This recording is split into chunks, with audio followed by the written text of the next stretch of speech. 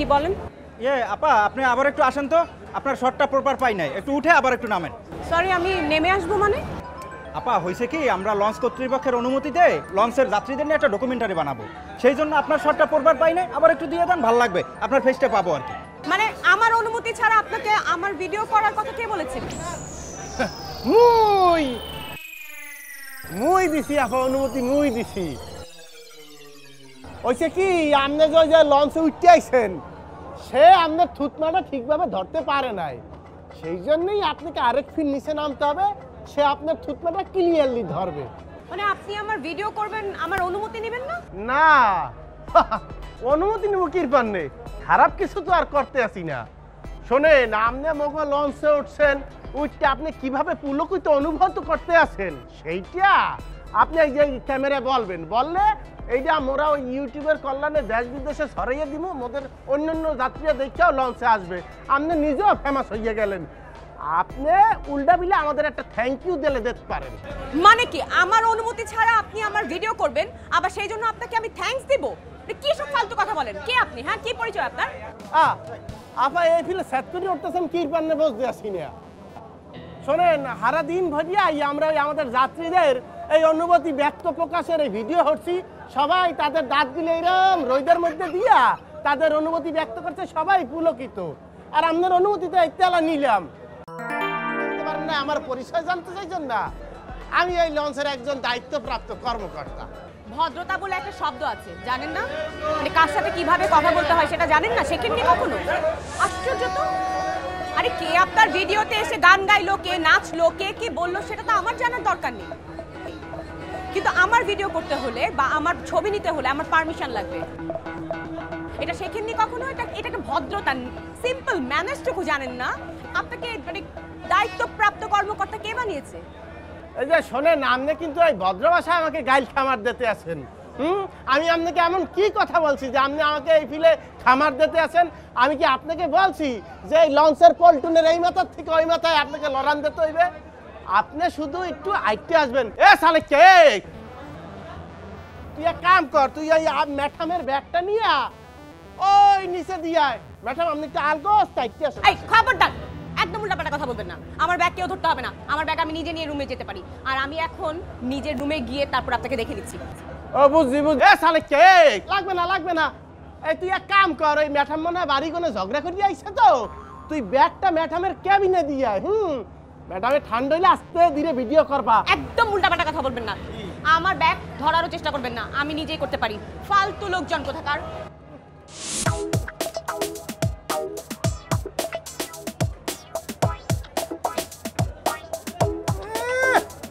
একেবারে নিজেরা আলাদা বানাই হালাইছে, আর যাত্রীকে ভিডিও করলাম কিছু হইলো না।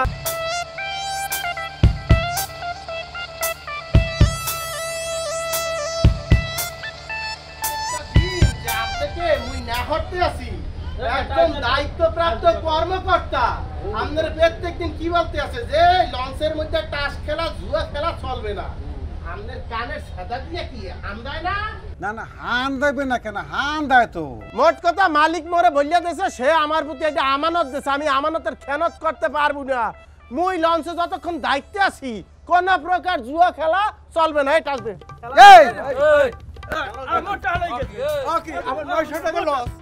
এই যে কি আপনি আমাকে মনে করছেন কি, আপনি ভাবছেন কি আর বলছেন কি?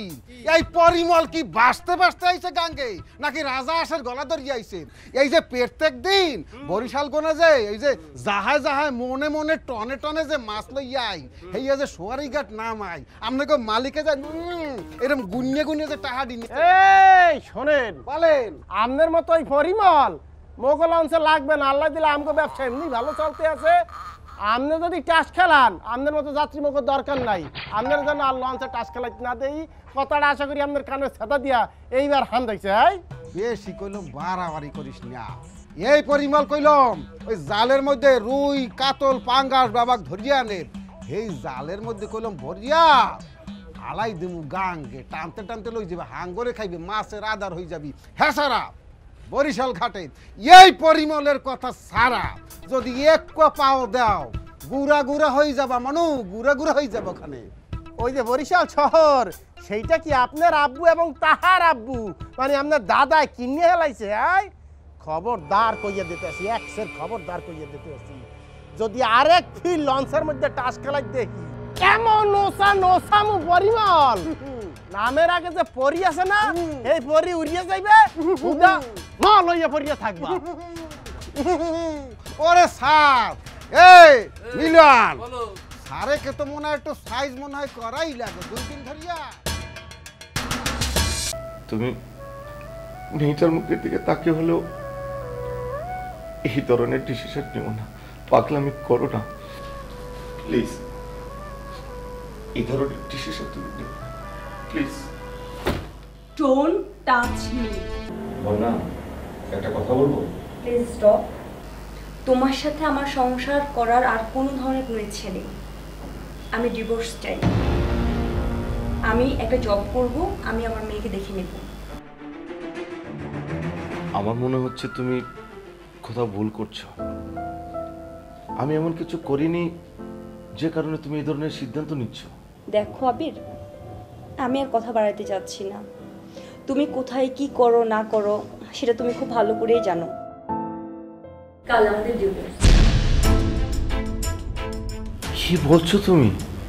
হ্যাঁ, এটাই ফাইনাল ডিসিশন। শুনো আরেকটা কথা, ফ্ল্যাটটা যেহেতু আমাদের দুইজনের নামে কেনা, আপাতত আমরা এই ফ্ল্যাটে থাকবো। তারপর তুমি তোমার মতো করে আমাকে টাকাটা বুঝিয়ে দিও, আমি আমার মেয়েকে নিয়ে এখান থেকে চলে যাব। আমরা যে ডিভোর্স দিয়েছি এখন কাউকে কোনো কিছু বলার দরকার নেই, পরে পরিস্থিতি বুঝে বলা যাবে। বন্যা, বলছিলাম কি, তুমি তো ভালো করে জানো আমার প্রেম করে বিয়ে করেছি। আমি তোমাকে অনেক পছন্দ করি, ভালোবাসি। তেমনি তুমিও। কেন হঠাৎ কি কারণে তুমি এই ধরনের একটা কঠিন সিদ্ধান্ত নিচ্ছ আমি বুঝতে পারছি না। তুমি মেয়েটার মুখের দিকে তাকিয়ে হলেও এই ধরনের ডিসিশন নিও না, পাগলামি করো না প্লিজ। এই ধরনের ডিসিশন তুমি নিও না প্লিজ। Don't touch me. আর আমি যে ডিসিশনটা নিয়েছি এটা ফুল অ্যান্ড ফাইনাল।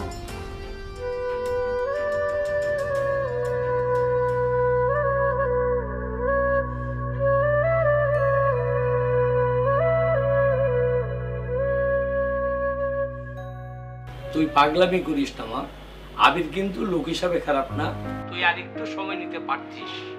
দেখো বাবা, আমি সংসার করছি, আমি জানি, আমি আদেরকে চিনি।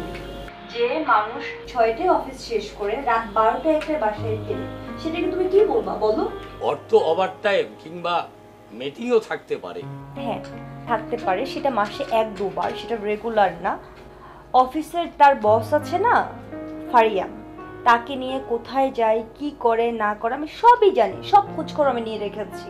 আবির লোভে পড়ে গেছে, ওকে আর ফেরানোর পথ নেই।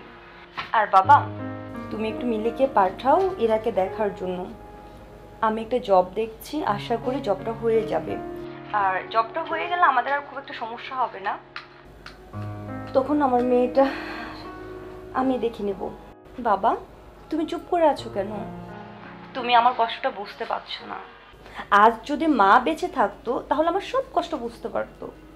মা, তোর কোথাও ভুল হচ্ছে না তো? তুই আরেকবার ভেবে দেখ। তোর এতদিনের সংসার, তারপরে তোর একটা ছোট্ট মেয়ে আছে। আমি মেয়ের কথা ভেবে সিদ্ধান্ত নিয়েছি, আর অলরেডি আমি ডিভোর্স পেপার সাইন করে দিয়েছি। আমি যদি একটা বার নায়িকা প্রেমার সাথে কাজ করতে পারি আব্বা, আব্বা তোমার এই সাউলটাকে ঠেকা রাখতে পারবে? তোমাকে তো কোনো টেনশন নাই আব্বা। তোমরা জাস্ট ঢাকার গুলশানে যায় খালি খাবা আর ঘুমাবা, তোমার সাল গাড়ি নিয়ে আসবে, তারপর তোমাকে চাইনিজ খাওয়া আবার শোয়া রাখবে না আব্বা। তুমি তোর সাউলটা দেখে বিশ্বাস করো আব্বা, আমি স্বপ্ন দেখে যাবো, আমি পারবো আব্বা। ভাই, হ্যাঁ তুই কি ভাই মির্জাফর? আব্বা সারা জীবন নাম শুনেছ না মির্জাফর? বইতে পড়েছি, নাটক সিনেমায় দেখেছি, বাস্তব জীবনে তো সারা জীবন কোনদিন দেখিনি। কিন্তু বাস্তব জীবনে যে আমাদের বাড়ি এই যে একটা মির্জাফর লালন পালন করেছো সেটা তো কোনোদিন জানতাম না। কিরাম করে পাইলে এই মির্জাফরটা করতি? হ্যাঁ, আমাক নায়িকাতে বাদ দিয়ে তুমি নিজে নায়ক হতে কি করে পাইলে মির্জাফর? বাহ, এ পাগলের থামতে কত ভালো লাগছে না আমার। এলাকার লোকজন আমাকে খুব করে ধরেছে নায়িকা প্রেমের সময় নায়ক হতে। আমি কি এই অফারকে ফিরাই দিতে পারি? এটা একটা অন্যরকম অফার না? আমি মানবো না, আমি কোনোভাবেই মানবো না আব্বা, আমি কোনোভাবেই মানবো না। আমাকে যদি এই নাটকের নায়িকা না বানানো হয় আমি কলম সুইসাইড খাবো, আমি সুইসাইড খাবো। আমার সারা জীবনের স্বপ্ন আমি নায়িকা হবো। এখন এই সুযোগ আমার সামনে আসিছে, এই সুযোগটা আমি হেলায় হারাতে পারিনি। আমার আপন ভাই মির্জাফরের কাছে আমি কোনোভাবেই হার মানবো না। বলে ভাই তো না এই ছাপাটা কেমন নেই, সোজা কথাটা তুই কেন বুঝতে পারছিস না কত? আচ্ছা যা, তোর যুক্তি আমি আপাতত মাইনে নিচ্ছি। এখন তুই আমার দুটো কথা শোন, দেখ যুক্তি কিরাম করে খাটে। কথা হচ্ছে কি, ধর আমি নায়ক হইলাম না, তুই নায়িকা হলি। তোর অপোজিটে এই গ্রামের XYZ কোন একটা চ্যাংরা চাল থাকলো। থাকার পরে কি হইলো, আমি জাতীয় পর্যায়ে জাতি পারলাম না, প্রেমার সঙ্গে অভিনয় করলে যেটা হইতো, আর তুইও এই চ্যাংরার সঙ্গে অভিনয় করে তুই জাতীয় পর্যায়ে জাতি পারলি না। তাইলে তো আমরা কোনো লাইনই পালাম না রে। ভাই হিসাবে আমি পালাম না, বোন হিসাবে আমরা যেই লাউ সেই কদুই থাকলাম। তাহলে পরে কি হলো, জাতীয় পর্যায়ে যাওয়ার আমাদের কোনো লাইন থাকলো না।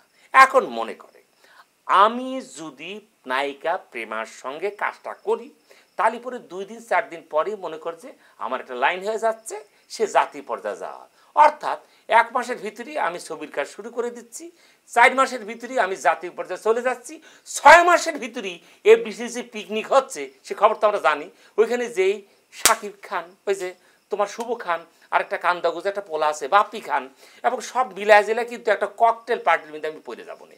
আমি যখন একের পর এক একটু হিট হয়ে যাচ্ছি নায়িকা প্রেমের সঙ্গে থাকে, তখন কিন্তু একদিন আমি ঠিকই বইলে বসবো নে, এ রে এ সাকিব বা এ শুভ চলে তো, আব্বা তোকে দাওয়াত করেছে গ্রামের বাড়িতে, একটা খাওয়ান দেবে না, এটা তো হুড় করে চলে আসবে না।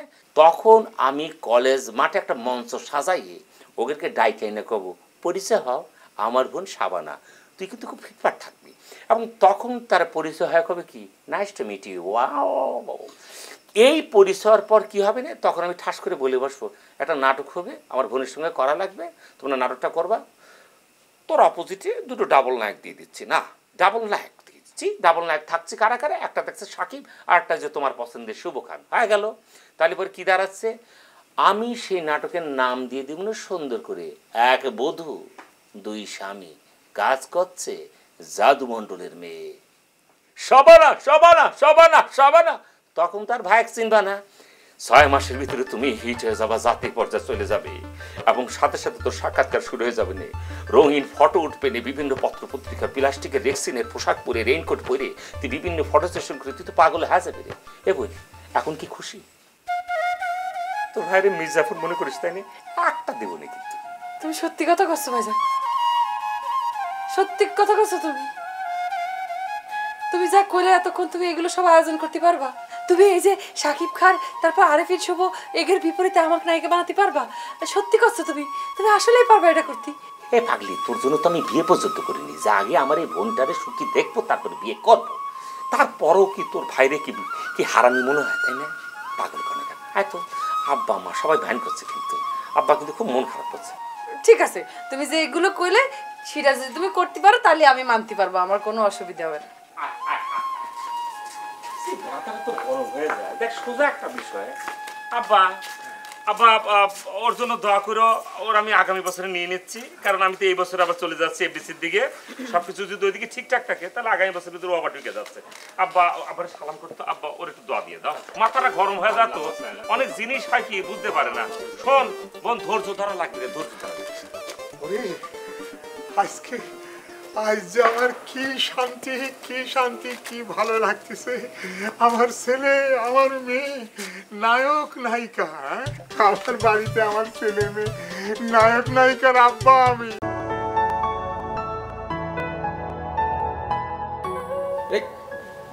দাঁড়ান, মানে কি সমস্যা বুঝতে পারছি না। আপনি তো অটোতে আমাকে বললেন যে আপনি হোটেলে বুকিং দিয়েছেন, আমি নামলাম, আমার লাগেজটা নিয়ে আপনি দৌড়ে চলে আসলেন, এখন আবার চলে যাচ্ছেন, কি সমস্যা? বুকিং তো দিয়েছি, কিন্তু টাকা তো নাই, সব লাগেজ জামা কাপড় টাকা পয়সা হারায় বসে আছে। তাহলে বরং একটা কাজ করতে পারেন, আপনি আপনার বাসায় ফোন করে বলে দিন, আপনি তো এখান থেকে নিশ্চয়ই ফোন করতে পারবেন, সমস্যা নেই তো। না না না না না, বাসায় কল দেওয়া যাবে না, কল দিলে আমি শেষ। দেখতেছেন না আমি কারো ফোন ধরছি না। বাসায় কেন ফোন করা যাবে না? এটা কি সমস্যা? কি আমি বাসা থেকে পালায় আসছি।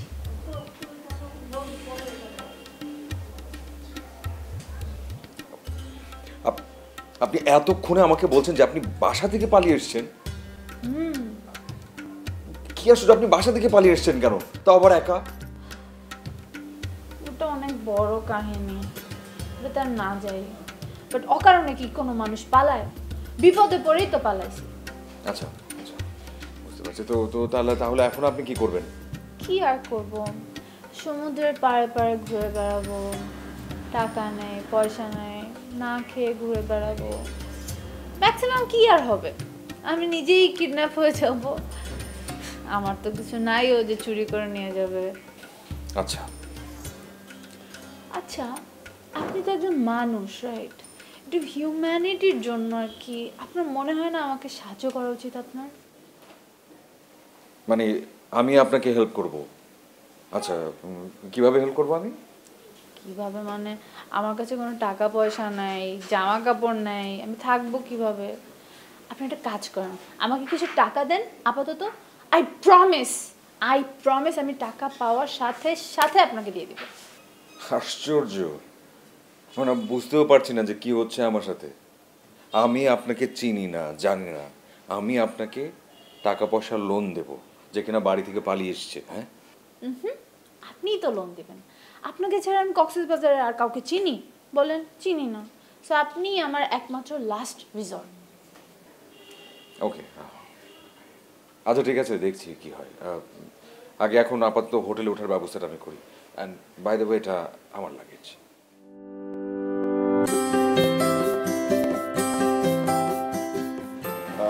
এক্সকিউজ মি, বুকিং ছিল মুরাদ হোসেন, একটু দেখবেন। আর আর নাম নিতু, নিতু নামেও একটা বুকিং ছিল, একটু দেখবেন প্লিজ।